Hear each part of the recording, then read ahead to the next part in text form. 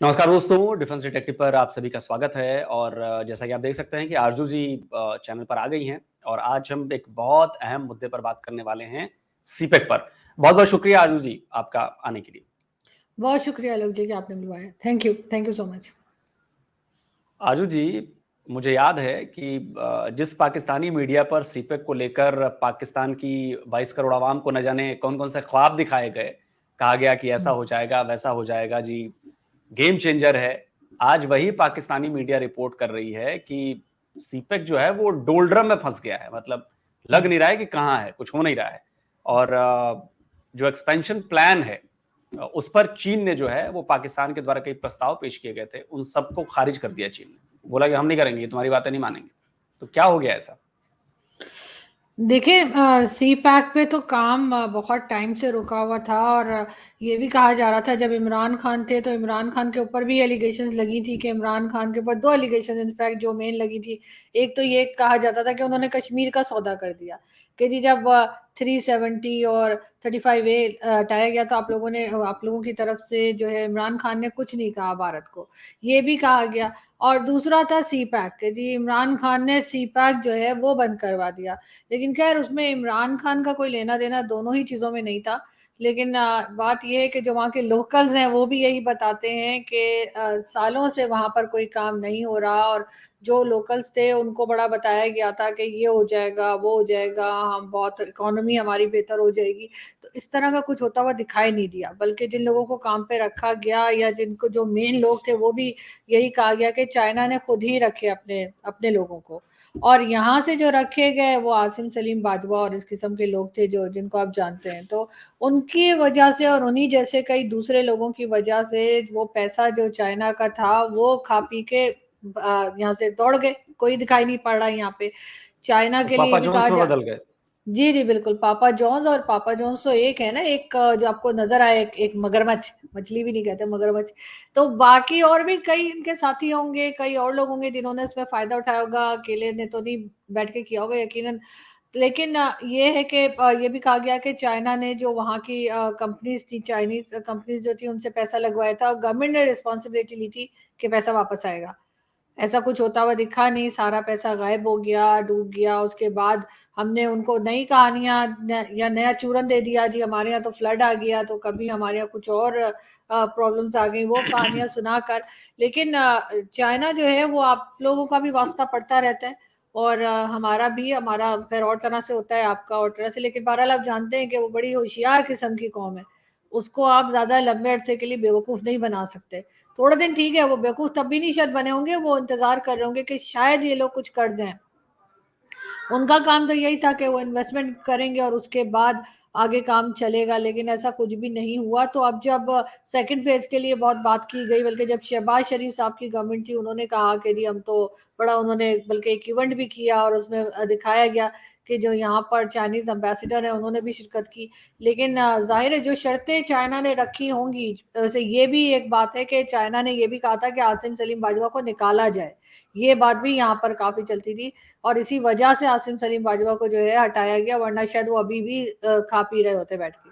तो इसलिए मुझे लगता है कि चाइना इंटरेस्टेड नहीं है मज़ीद कि उसमें काम किया जाए, सी पैक में मज़ीद वो कोई इन्वेस्टमेंट करे। साथ-साथ आप लोगों का जो अभी हुआ था G20, उसमें जो बात की गई कि गल्फ कंट्रीज़ और यूरोपियन कंट्रीज़ और इंडिया मिलके जो आप लोग एक कॉरिडोर बना रहे, वो भी मेरा ख्याल है कि चाइना को कहीं न कहीं खटक रहा है और एक तरह से कुछ कॉम्पिटिशन भी लग रहा है, तो शायद कुछ टाइम के लिए उसने अपने इस प्रोजेक्ट को होल्ड पे रख दिया है।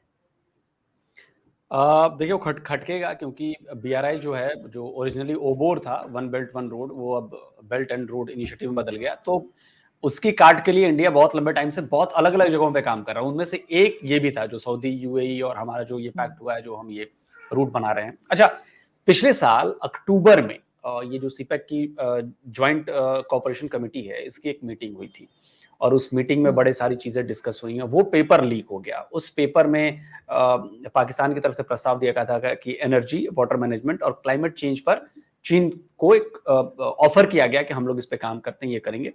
पर चीन ने नहीं माना, बोला कि नहीं नहीं नहीं, ये बेकार है।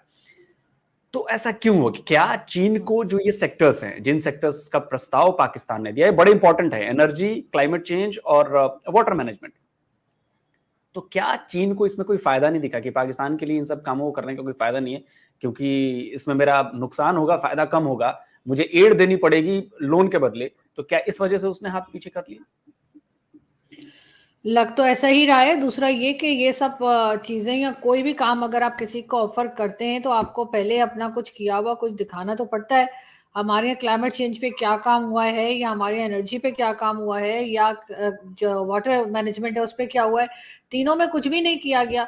अब आप कहीं पर अगर जॉब के लिए अप्लाई करते हैं तो कुछ तो एक्सपीरियंस बताते हैं ना, कुछ तो अपनी अचीवमेंट्स भी दिखाते हैं कि जी हमने ये किया है या ये किया है।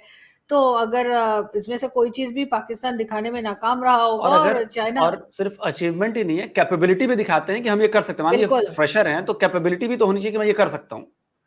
बिल्कुल ऐसा ही है। तो जाहिर है कि उसके ऊपर चाइना मजीद इन्वेस्टमेंट करने को तैयार नहीं होगा, क्योंकि उसको यही लग रहा होगा कि भाई मेरा पैसा तो पहले वाला ही वापस नहीं आया है, ये एक नया ऑफर लेकर आ गए हैं और फिर पैसा लगाऊंगा, और एक बार फिर उनको लगा होगा कि मुझे बेवकूफ बनाया जाएगा, मेरा पैसा भी खा लेंगे और उसके बाद सॉरी कह के निकल जाएंगे। तो जाहिर है कि एक बार आपने बेवकूफ बना लिया और कई सालों बनाया, ऐसा नहीं कि 1-2 साल, अभी 10 साल जो कंप्लीट हुए हैं सी पैक के, वो भी सेलिब्रेट किए गए थे। अब उसको सेलिब्रेट करने की क्या रीजन है, किस बात को सेलिब्रेट कर रहे हैं? सिर्फ 10 साल निकल जाने को सेलिब्रेट कर रहे थे, इसलिए कि काम तो कोई हुआ नहीं है वहां पे, जो हमें बताया जा रहा था और पूरा पाकिस्तान का नक्शा बदलने वाला था, क्या कुछ हो रहा था। तो जाहिर है, इसलिए मुझे लगता है कि चाइना ने जो है इस ऑफर को जो है टोटली रिजेक्ट कर दिया, और यही कहा होगा कि बिल्कुल वो अभी इन्वेस्टमेंट मजीद करने को तैयार नहीं। वैसे भी उनकी अपनी इकोनॉमी भी खराब हो रही है, जिसमें कहीं ना कहीं हमारा भी हाथ है, हमने भी उनकी इकोनॉमी को खराब करने में थोड़ा बहुत रोल प्ले किया है। अच्छा, पता है क्या हुआ कि जो रिपोर्ट आई है, उस रिपोर्ट के मुताबिक क्या हुआ कि पहले तो पाकिस्तान ने कहा कि जी जो अभी सीपेक वाला मामला है, इसी में हम कर लेते हैं। हम्म उनके पास एक प्लान बी भी था पाकिस्तान के पास कि अगर मान लें चीन चीन मना करता है कि नहीं, जो ये सीपेक का हमारा प्रोजेक्ट है हम इसमें इंक्लूड नहीं करेंगे, तो पाकिस्तान ने एक प्लान बी भी तैयार किया था। पाकिस्तान ने प्लान बी ये तैयार किया कि काम करते हैं कि हम एक नया जो है ज्वाइंट कोऑपरेशन बनाते हैं और एक नया ज्वाइंट वर्किंग ग्रुप बनाया जाए और जिसमें हम वाटर मैनेजमेंट और सिर्फ क्लाइमेट चेंज, दो चीजों पर, क्लाइमेट चेंज और वाटर मैनेजमेंट काम करें। अब मुझे सुनकर ही हंसी आ रही है कि क्या ये प्लान बी हो सकता है? चाइना जैसे एक जायंट को आप सोच रहे हो कि हम इसको बरगला लेंगे? देखिए, सोचने में तो कोई वो नहीं, कोई हर्ज नहीं, सोचने में कोई पैसा भी नहीं लगता। तो हमारे यहाँ से इस किस्म के प्रोजेक्ट्स और इस किस्म के आइडियाज यकीनन गए होंगे। ये और बात है कि वो हर किसी पे ट्राई करते होंगे, हर कंट्री पे जो जो हमारी बात सुन रहे हैं हम वहाँ पे इस किस्म के प्रोजेक्ट्स, किस्म की बातें करते हैं। जैसे अभी रिसेंटली हमारे जो केयर टेकर गवर्नमेंट आई है, इन्होंने आते ही कह दिया कि सऊदी अरब और यूएई जो है वो $25 बिलियन इन्वेस्टमेंट करने वाले हैं पाकिस्तान में, तो दोनों अलग अलग, ठीक है, 50 बिलियन हो गए।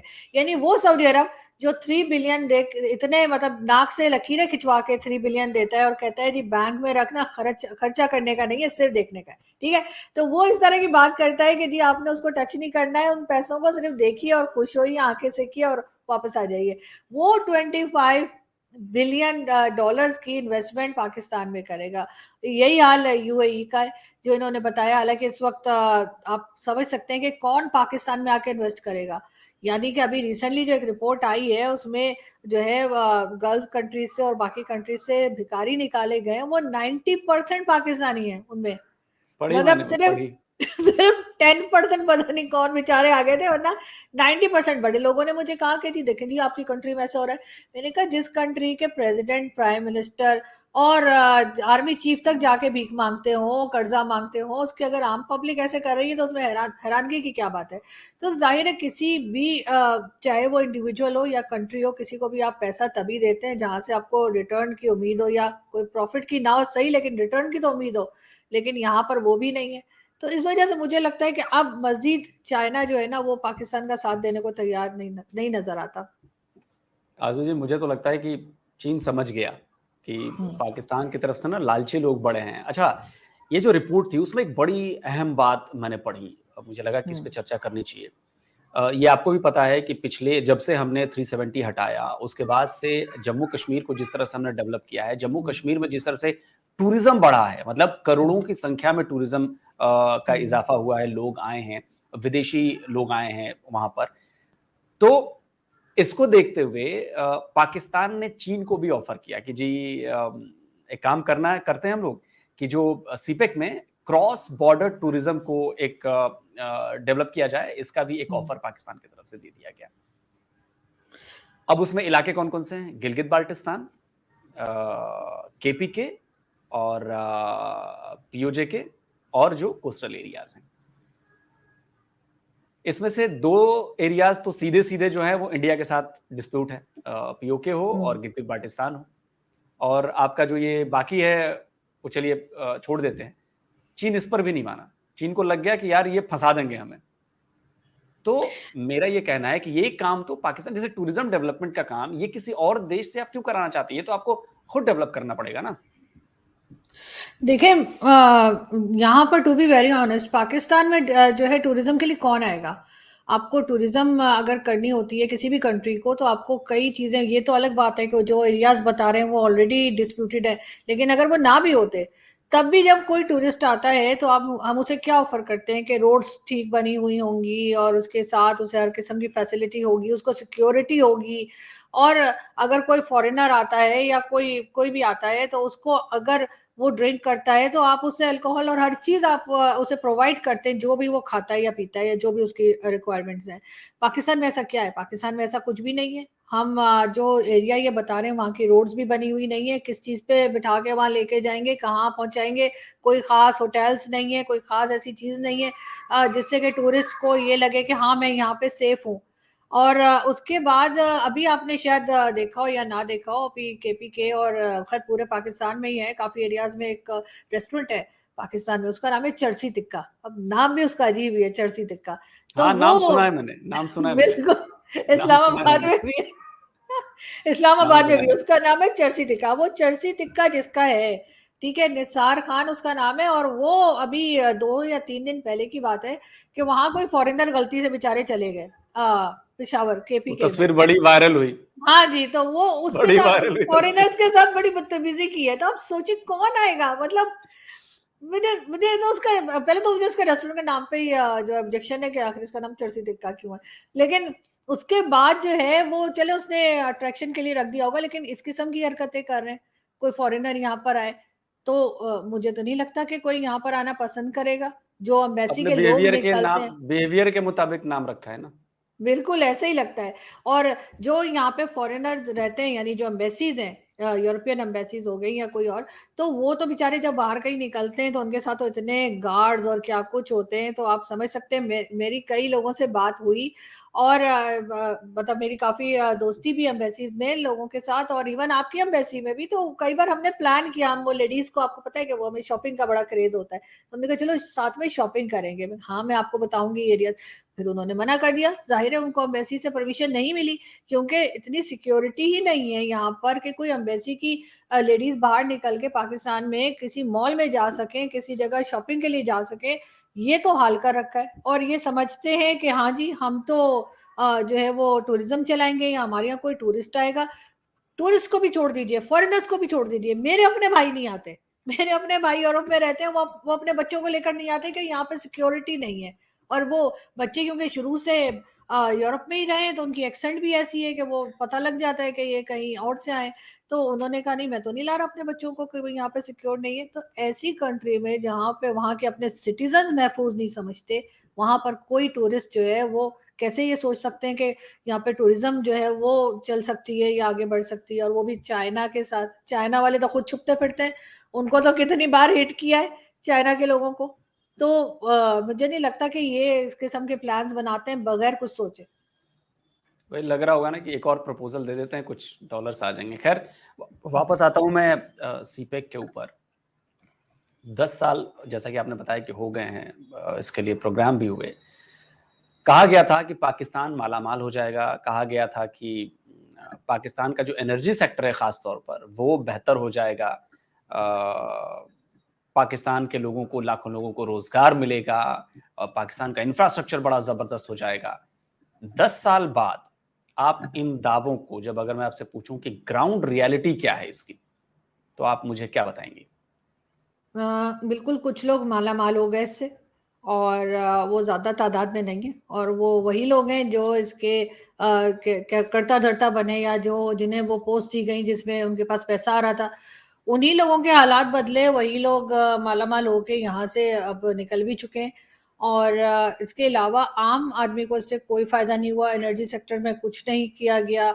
इवन जो जहाँ पे ये बन रहा है, या जहाँ पे ये बन रहा था, या जो भी था, गवादर और उसके आसपास के इलाके, वहाँ के लोग प्रोटेस्ट करते रहते हैं। वो कहते हैं कि उन्हें कोई फायदा नहीं हो रहा, उनकी जमीन पे कब्जा कर लिया है बगैर उनकी इजाजत के, उनको निकाल दिया जाता है उनके घरों से। और उसके बाद वहाँ पे जो मुसलसल प्रोटेस्ट हो रहे हैं, वो तो कोई मीडिया कवर नहीं कर रहा।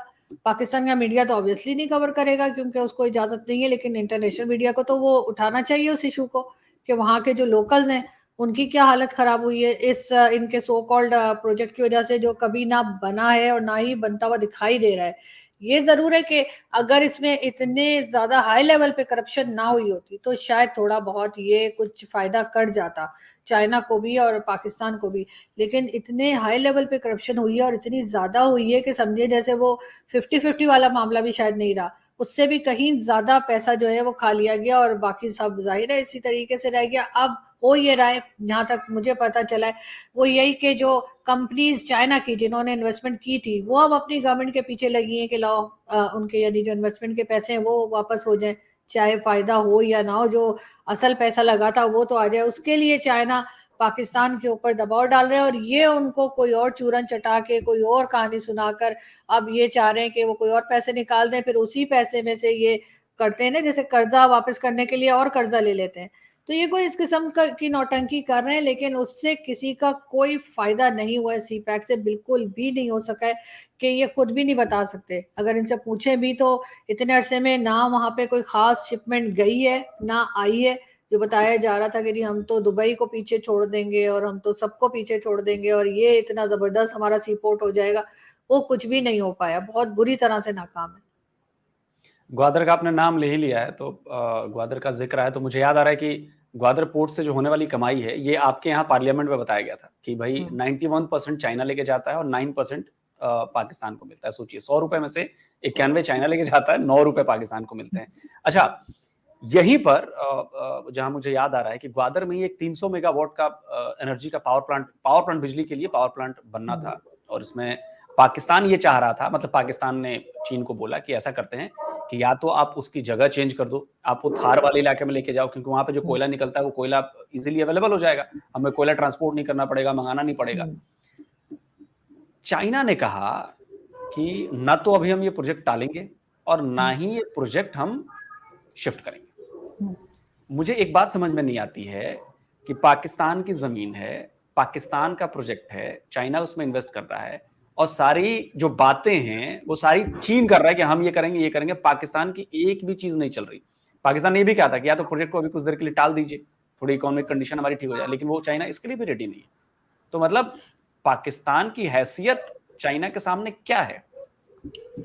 पाकिस्तान की हैसियत चाइना के आगे सिर्फ एक एम्प्लॉय की है, या समझें कि वो हमारे बॉस हैं। क्योंकि जितना पैसा ये चाइना से टाइम टू टाइम लेकर खा चुके हैं, उड़ा चुके हैं, या इन्होंने करप्शन की है, उसके बाद जो मॉडगेज ये चीजें करते गए हैं, चाहे उसमें मोटरवे हो, चाहे एयरपोर्ट्स हो, और दूसरी चीजें सबको ही मालूम है। तो उसके ऊपर तो इवन यहाँ तक कि F9 पार्क जो इस्लामाबाद का है, वो तक सुनने में आया था कि वो भी चाइना ने ले लिया है। तो चाइना के आगे तो हमारी यही हैसियत है ना, अगर आप किसी से पैसा लेते रहते हैं और रिटर्न में आप उसे कुछ भी नहीं देते, अपनी सर्विसेज तक नहीं कोई प्रोवाइड करते, तो आप उसके नौकर से भी बदतर हालत होती है। तो हमारी वही हालत है, चाइना के सामने कुछ नहीं कहा जा बड़ी सकता। बात कह और रही हैं आप। मैं बिल्कुल सच कह रही हूँ, अगर मैं गलत कह रही हूँ तो कोई मुझे बता दे कि हम तो बल्कि नौकर से भी, नौकर आप का भी कह एक रही हैं कि नौकर, पाकिस्तान चाइना का नौकर है? नौकर ही समझे, इसलिए कि हम वो हमारे बॉसेज हैं। वो हमारे दोस्त नहीं हो, जो हम बताते हैं ना, वो समंदर से गहरी और चलिए, पहाड़ों से एम्प्लॉय, ऊंची। तो एम्प्लॉयर और एम्प्लॉय मान लेते हैं, मतलब थोड़ी सभ्य भाषा हो जाएगी ना, नौकरों का नहीं, थोड़ा ठीक मेरा लगेगा। ख्याल है, खैर ठीक है, वो इंग्लिश में थोड़ा वो अच्छा लगता है, तो ले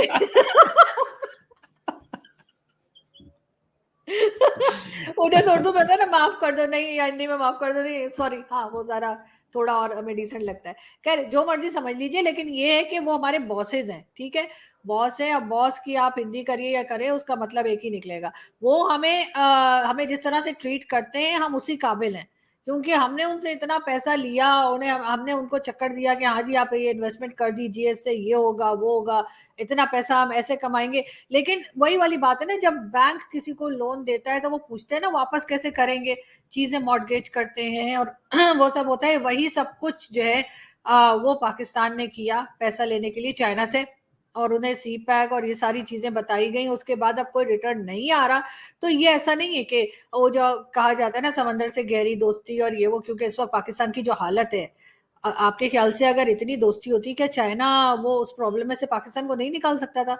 ये जो हमारे यहाँ कुछ टाइम पहले बिल्कुल हालत ऐसी हो गई थी कि डॉलर जो है वो 300 से भी ऊपर कहीं पहुंच गया, और क्या कुछ हुआ कि बिल्कुल लग रहा था डिफॉल्ट होने जा रहे हैं। उस वक्त चाइना बिल्कुल खामोश था। चाइना जो है वो बिजनेस कर रहा है, चाइना किसी का दोस्त नहीं है, ना हमारा ना ही किसी और का। ये तो हम उसको वैसे ही बोलते रहते हैं। इसी तरह से जो इस्लामिक कंट्रीज हैं, ओआईसी की कंट्रीज हैं, वो भी हमारी दोस्त नहीं है। हम लाख बताते रहे कि जी हम भी जो है मुस्लिम उम्मा है और ये है वो है, लेकिन वो हमें बिल्कुल घास नहीं डालते। अभी आपने देखा कि वो सऊदी अरब के जो क्राउन प्रिंस हैं वो आपके यहाँ आए, लेकिन हमारे यहाँ तैयारियां होती रही, पूरी बारात तैयार थी कि जी वो 4 से 6 घंटे के लिए आएंगे, लेकिन वो ऊपर से निकल गए जहाज लेके, लेकिन यहाँ नहीं आए। तो ये चीजें सब तभी होती हैं, दोस्ती जो होती है ना वो इक्वल लेवल पर होती है, और कंट्रीज में भी यही कुछ चलता है। और पाकिस्तान ऐसा कुछ ऑफर नहीं कर रहा चाइना को जिसकी वजह से चाइना खुश हो या चाइना हमें दोस्त कहे। हम सिर्फ चाइना को बेवकूफ बनाते रहे जब तक हमारे हमसे हो सका, जब तक हम बनाते रहे। अब जब नया प्रोजेक्ट लेकर उनके पास गए तो वो पिछली दफा के डसे में, और वो जाहिर है इस वक्त बात नहीं सुनेंगे। और अगर वो हमारा दोस्त होता ना तो वो हमें हमारे यहाँ वैसे ही प्रोजेक्ट्स लगा देता, वो चीजें मॉर्गेज नहीं करते। दोस्त जब आपस में एक दूसरे की मदद करते हैं या एक दूसरे के साथ बिजनेस करते हैं ना, वो ये नहीं कहते कि यार ये गाड़ी तुम मेरे नाम कर देना अगर तुमने पैसे ना दिए, ऐसा नहीं होता। लेकिन ये चीज हमें पहले दिन से पता है, सिर्फ हमारी पब्लिक को हम बेवकूफ बनाते हैं कि जी चाइना दोस्त है और ये है वो है, लेकिन बाकी आधे से ज्यादा पाकिस्तान इस वक्त जो है वो चाइना के पास मॉर्गेज हो चुका है, जिसमें इस्लामाबाद भी शामिल है, कराची का एयरपोर्ट भी शामिल है, बाकी चीजें जो रह गई हैं वो यूएई को देते जा रहे हैं। कई एयरपोर्ट्स जो है उसके लिए यूएई से बात की जा रही है। पीआईए का बुरा हाल है, जो हमारी एयरलाइन है उसमें कई जो फ्लाइट्स हैं वो कई जहाज बल्कि ग्राउंड कर दिए गए हैं, फ्लाइट्स नहीं मिल रही लोगों को, उसको भी कहा जा रहा है कि बेच देंगे, उसको भी प्राइवेटाइज कर देंगे। तो ये हालत है। तो इसलिए मुझे तो नहीं लगता कि आप मजीद चाइना बेवकूफ बनेगा, बल्कि आप वो ये भी लोग कहते हैं कि चाइना को अपने पैसे भी निकलवाना आते हैं, लेकिन हम भी टैलेंट में कम नहीं है, हमसे निकलवा के दिखा दे तो हम मान जाए, हम कोई और सूरत भेज देंगे उसको। लेकिन देखिए मुझे याद आता है कि पावर प्लांट की बात हो रही थी। इस समय पाकिस्तान में बिजली को लेकर कितने हालात खराब हैं, बिजली बिल बेतहाशा बढ़ रहे हैं, आने वाले टाइम पे और ज्यादा बढ़ेंगे। और सीपेक में ये बिजली के लिए बहुत ज्यादा बातें कही गई थी, उस वक्त सब्ज बाग दिखाए गए थे। क्या पाकिस्तान की आवाम को अब ये बात समझ में आ रही है कि उनसे वादे झूठे किए गए, उन्हें झूठे सपने दिखाए गए सीपेक के नाम पर, या अभी भी वो कहते हैं कि नहीं नहीं सीपेक बहुत बढ़िया है और बहुत नहीं नहीं शानदार चल रहा है, बहुत अच्छा होगा हमारा? नहीं, पाकिस्तान के लोग कई चीज़ों से हट गए हैं। बहुत से लोग, मैं सबको नहीं कह रही, लेकिन बहुत से लोगों को समझ आ गई है सी पैक की, और उनको पता है कि सी पैक से कुछ निकलने वाला है नहीं। और अगर शुरू से इसको जिस तरह से प्लान किया गया था, अगर उसी तरीके से काम होता तो शायद कुछ निकल आता। लेकिन अब सबको पता है कि सी पैक जो है वो उसका कोई फायदा नहीं है, और सिर्फ ये बेवकूफ़ बना रहे हैं। और बाकी अब वो आसिम सलीम बाजवा तो वैसे ही बड़े मशहूर हो गए, तो इसलिए लोगों को जो है सी पैक से कोई खास उम्मीद नहीं है। अब तो बस यही है कि लोग बुरा भला कह रहे, जो इस वक्त केयरटेकर गवर्नमेंट है उसको भी, इसलिए कि पहले वो अमेरिका पहुंच गए प्राइम मिनिस्टर साहब, उन्होंने वहां पे यूनाइटेड नेशन जनरल असेंबली में उन्होंने चलो वो भी भड़ास निकाली उन्होंने, क्योंकि वही है। अगर मैं किसी से कहूँ ना पाकिस्तानी से, बल्कि अगर कहूँ, एक हमारे यहाँ आते हैं अवैस, कल मैंने उनसे कहा कि वो प्राइम मिनिस्टर साहब जो हैं वो गए यूनाइटेड नेशन में, कहते वो सेल्फी वाले। तो उनकी आजकल सेल्फी बड़ी चली हुई है ना, जो वो लास्ट टाइम गए थे इमरान खान के साथ, वो अमेरिका गए, अमेरिका से वो इंग्लैंड चले गए, और अब वो चले गए सऊदी अरब। और अब वो मतलब पाकिस्तान आने से पहले जहां जहां जा सकते हैं, तो कोई मुझे कह रहा था कि इसने इसी जन्म में सारे अरमान पूरे कर दे, कुछ पिछले अगले जन्म के लिए भी रख दे, तो इसने सब वही करने। तो जहां पे इस किस्म के लोग हो के मुल्क के हालात खराब है, एनर्जी नहीं है, आपके पास पैसा नहीं है, लोगों को इतने लंबे लंबे बिल आ रहे हैं, लोग खुदकुशी कर रहे हैं, क्या कुछ हो रहा है पाकिस्तान में, और ये अमेरिका जा रहे हैं, कभी इंग्लैंड जा रहे हैं, अब ये सऊदी अरब मतलब कहना चाहिए कि गवर्नमेंट के खर्चे पे अब ये वहां पहुंचे हैं।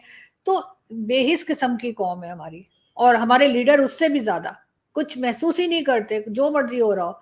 लेकिन ये सी पैक का जहां तक है, तो सी पैक से तो अब किसी को कोई उम्मीद नहीं। चलिए, उम्मीद है कि पाकिस्तान की जो ज्यादा आवाम है वो समझ पाए कि किस तरह उनको चूरन दिया जा रहा है, उस चूरन से बचें, तभी शायद पाकिस्तान का कुछ भला होगा। बहुत बहुत शुक्रिया आजू जी कि आपने टाइम थैंक यू, निकाला और मेरे शो पर आए। Thank you. Thank you, thank you.